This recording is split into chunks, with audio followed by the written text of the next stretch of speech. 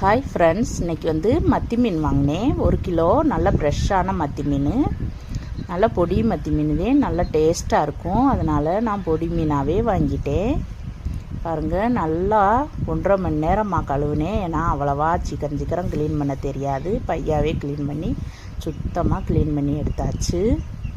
இப்போ வந்து பொரிக்கிறதுக்கு பகுதி எடுத்து வச்சுட்டு குழம்புக்கு பகுதி எடுத்து வச்சுட்டு பொரிக்கிற மீனுக்கு மசாலா தடவிக்கலாம்.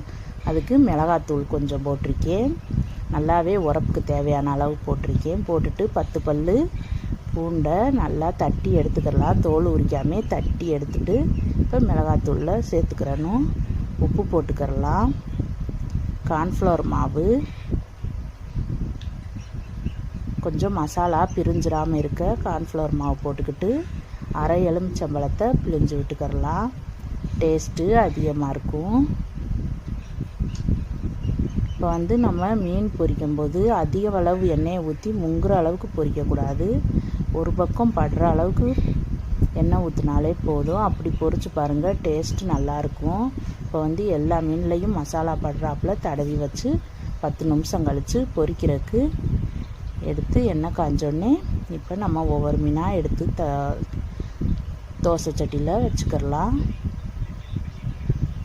இன்னொரு பக்கம் பெரட்டி விட்டு இந்த மாதிரி பொரிச்சு எடுத்துக்கலாம். ரொம்ப கருக விட்டுறக்கூடாது. ஒரு மசாலா கூட பிரிஞ்சு வராமல் நல்லா மீனோட ஒட்டி பிடிச்சிருக்கு.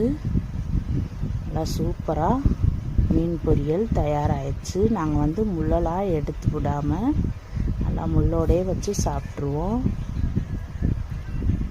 பாருங்கள், இந்த மீன் செம்ம டேஸ்ட்டாக இருந்துச்சு. என்ன ஃப்ரெஷ்ஷான மீனால் நல்ல ருசியாக இருந்துச்சு. இந்த வீடியோ பிடிச்சிருந்தா லைக் பண்ணுங்கள். என்னோடய சேனலை சப்ஸ்கிரைப் பண்ணுங்கள்.